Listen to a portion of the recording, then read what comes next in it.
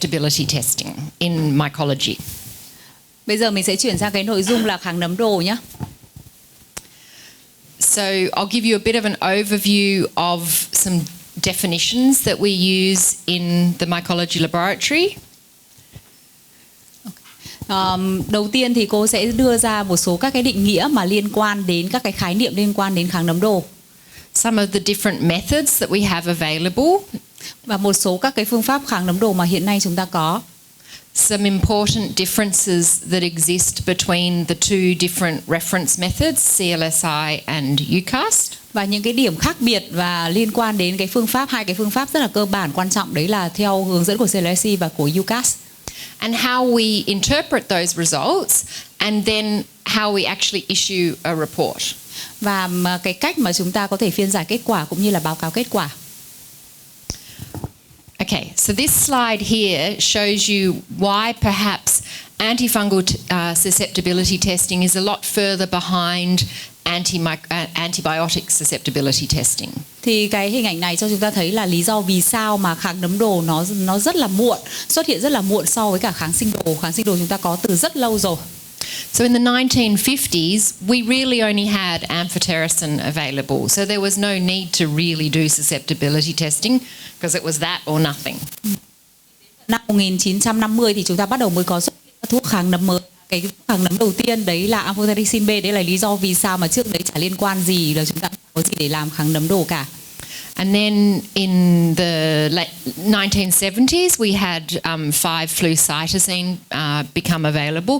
But really in the late 1990s and 2000s, that's when we saw the development or the availability of different antifungal classes, which gave us something to actually perform susceptibility testing on to see which drug might be best.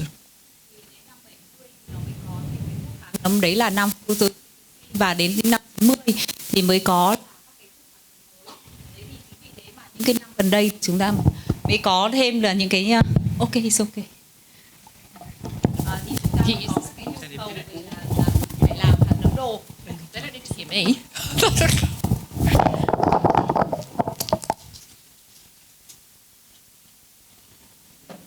Okay, so why and when do we perform susceptibility testing?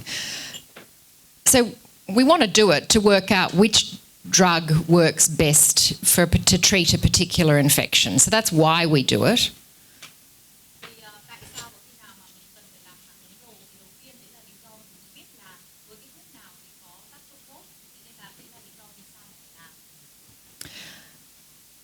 But we also might do it because perhaps a patient is not responding to therapy, or perhaps they have an infection that's relapsing and we might need to change the antifungal.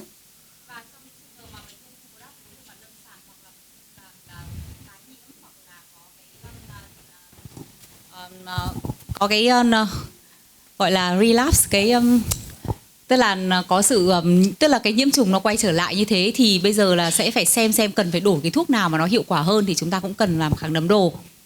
We also might want to send the patient home and take them off intravenous treatment and give them a oral treatment. So we wanted to see whether those oral therapies will work.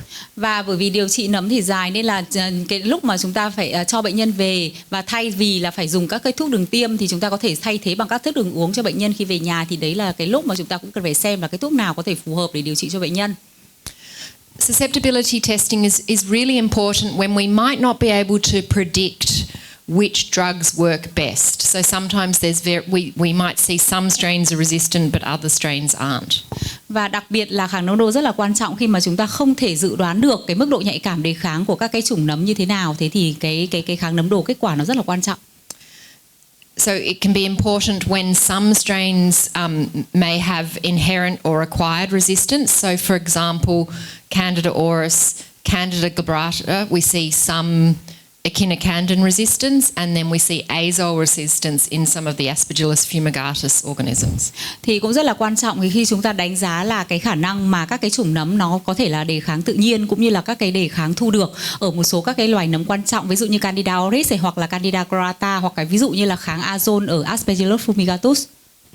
And then the last reason is even if we don't need any of those reasons, it's really good to have an understanding of your own local epidemiological data from which you can then predict which drugs are likely to work once you know the organism's identification. Và nếu như không quan tâm đến bất kỳ những cái lý do ở kể trên thì cái việc mà chúng ta làm kháng nấm cũng rất là quan trọng, bởi vì ít nhất là chúng ta có cái dữ liệu của từng cái cơ sở, từng địa phương để chúng ta biết xem là cái mức độ nhạy cảm hay là cái phân bố về các cái về cái khả năng đề kháng nấm của các cái chủng mà phân lập được, như thế thì nó có một cái dữ liệu để có thể dự đoán được là cái thuốc nào sẽ là hiệu quả nếu như chúng ta không có các cái kết quả khác.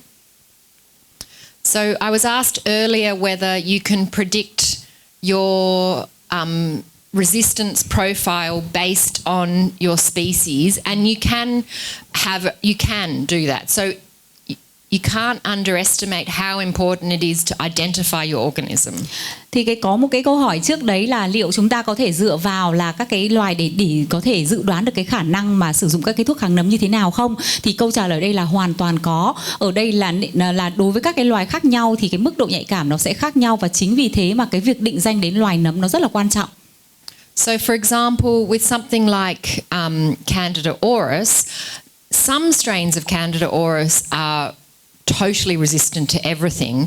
Other strains might be resistant just to the echinocandins, and so we could perhaps use a amphotericin or an other and you can see that they switch around. So, depending on the strain, there can be a little bit of variation. Ví dụ nếu mà chúng ta định danh được Candida auris chẳng hạn thì rất nhiều chủng Candida auris nó kháng với tất cả, nhưng có một số chủng thì nó chỉ kháng với cả cái nhóm mà echinocandin thôi. Thế nên là cái lựa chọn mà cho Candida auris thì đấy chúng ta có thể sử dụng amphotericin B hoặc là cái nhóm azole. So we drew up this picture for probably 2 years ago now, and 2 years ago we didn't see much resistance in our Candida tropicalis, but we are increasingly seeing resistance in tropicalis. So perhaps this is not quite true, because we do see a lot more azole resistance in tropicalis than we used to. Thì cái bức tranh này, tức là cái hình này là làm cách đây 2 năm, thì cái cách đây 2 năm thì đối với cả Candida tropicalis thì họ cũng chưa nhìn thấy là có quá nhiều các cái chủng đề kháng, nhưng đến bây giờ thì rất nhiều các cái chủng tropicalis thì đã đề kháng rồi. Thế nên cái vị trí của tropicalis ở đấy thì cũng không phù hợp đâu, có thể sẽ phải thay đổi. And you see a lot of tropicalis. Yes. And is it resistant? Yes, yeah. Azole resistant. Yeah. That's what we're seeing more and more. Yeah. Thế thì ví dụ như là cô cũng hỏi là ở Việt Nam ấy thì bởi vì cái tỷ lệ mà tropicalis mình gặp cũng rất là nhiều, và đặc biệt là cái tỷ lệ kháng azole cũng rất là nhiều. Đấy là lý do vì sao mà cái bức hình này nó cũng chưa hẳn là đã phù hợp ở cái thời điểm này. So if we look at the scheme, the picture on the right, these are the different Aspergillus species and how you can predict resistance based on those species. Thì đấy, nếu mà mình nhìn cái hình bên trái này nhá, mình cũng sẽ nhìn thấy là đấy là các cái đối với các cái loài Aspergillus thì nó cũng có cái mức độ mà đề kháng khác nhau. Thế thì dựa vào đây thì nếu mà định danh được đến loài, nó cũng giúp dự đoán được là cái thuốc nào mình có thể sử dụng được. And you'll see something like Fumigatus. Some of the strains you can treat with have respond or have low susceptibilities to all of the antifungals, not fluconazole, because we don't talk about fluconazole, but there Aspergillus fumigatus is there also as the triazole resistant strain, so it's in both spots.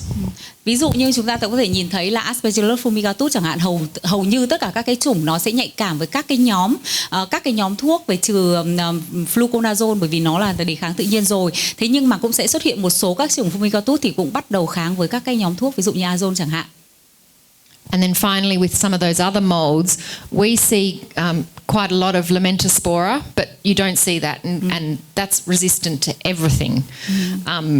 Fusarium, it does depend on the different strains whether they're resistant, so which is why we say do susceptibility testing, because some strains are resistant and some strains may have lower MICs. Nếu mà mình nhìn ở cái hình bên phải đấy thì có cái loài mà gì đấy tôi cũng không nhìn rõ, nhưng mà tóm lại là nó kháng rất là nhiều với các cái các cái thuốc kháng nấm, nhưng mà mình rất là ít gặp. Thế còn ví dụ như là Fusarium chẳng hạn thì nó cũng rất là khó, bởi vì trong những cái trường hợp thật ra là nó sẽ có những cái chủng mà kháng, có những cái chủng mà không kháng, thế nên là rất là quan trọng mà chúng ta sẽ phải làm kháng nấm đồ thì mới biết được cụ thể là nó nhẹ kháng như thế nào.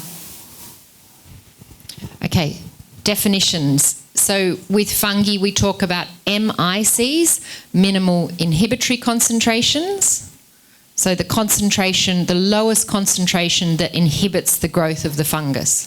Thì một số các cái khái niệm liên quan đến kháng nấm đồ, thứ nhất là về nồng độ ức chế tối thiểu, đấy là nồng độ thấp nhất của các thuốc kháng nấm mà có thể ức chế được sự phát triển của các cái vi nấm này.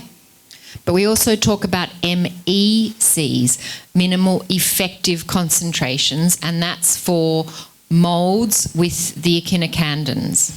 Và một cái khái niệm nữa đấy là nồng độ hiệu quả tối thiểu. Thì cái nồng độ hiệu quả tối thiểu này chủ yếu là chúng ta sẽ áp dụng cho các cái nấm sợi và đối với cái nhóm echinocandin. So echinocandins are fungus static, so they change the type of growth that you see rather than stopping growth. Thì cái nhóm echinocandin này là cái nhóm mà kìm nấm, thế nên là mình sẽ nhìn thấy ở đây là cái hiện tượng mà nó thay đổi về cái sự phát triển của nấm chứ không phải là ức chế hoàn toàn. And we do it to help with decisions for treatment, and to inform about whether something's likely to be susceptible and respond to treatment, or resistant and not respond. Thì với cái khái niệm mà MEC này thì chúng ta sử dụng để tiên lượng là liệu chúng ta có thể sử dụng cái thuốc nào thì có thể điều trị hiệu quả hay là thuốc nào thì không. More definitions. We say something is susceptible when an isolate's inhibited by a concentration that's likely to be achievable in the host at that particular site of infection. Thì thêm các khái niệm, ví dụ nhạy cảm có nghĩa là khi mà trả lời nhạy cảm có nghĩa là các cái chủng nấm này sẽ bị ức chế ở cái nồng độ thuốc mà có thể đạt được ở tại cái mô nhiễm trùng. And if something's resistant, it's not inhibited and at a concentration that's likely to be achievable at that particular site of infection. Thế còn đề kháng có nghĩa là các cái chủng nấm này sẽ không bị ức chế bởi ở cái nồng độ mà có thể đạt được ở trong tại cái mô nhiễm trùng đó. And then we have a middle range, intermediate, which means that you might have to use a higher concentration than you would normally to treat at that particular site of infection. Và một cái khái niệm phân loại đấy là đề kháng trung gian, thì có nghĩa là chúng ta có thể sử dụng với cái nồng độ thuốc cao hơn, ví dụ có thể đạt được ở cái mô nhiễm trùng mà nồng độ cao hơn thì có thể có hiệu quả. We also in susceptibility testing talk about an isolate is wild type or non-wild type. Thì đối với cả cái kháng nấm đồ này thì chúng ta cũng có thể dựa vào cái sự phân bố của MIC thì chia ra là cái loại là wild type, tức là cái chủng hoang dại, và non-wild type, tức là cái chủng mà có thể có cái cơ chế đề kháng. This is not it's independent of whether something is likely to be able to respond to treatment. It's just based on phenotypic results. Thì cái phân loại wild type và non-wild type thì nó không phải dựa vào cái kết quả lâm sàng mà có thể đạt được, mà nó chủ yếu dựa vào cái về mặt về kiểu hình thôi. So if something's wild type, it's phenotypically doesn't have any kind of acquired resistance mechanism. Thì đối với cả cái kiểu hình mà wild type này, tức là cái kiểu hình mà nó không có cái cơ chế đề kháng mà thu được. And if it's non-wild type, it has at least one phenotypically detectable mutational resistance, but it may have more than one. Thì còn cái kiểu hình non-wild type này là cái kiểu hình mà của các cái chủng mà nó có thể có ít nhất là một cái cơ chế đề kháng về mặt kiểu hình mà có thể nhận biết được. So lots of different factors can affect or contribute to antifungal drug resistance. They may be host factors, drug factors, or fungal factors. Thì có rất nhiều các cái yếu tố mà có ảnh hưởng đến cái mức độ đề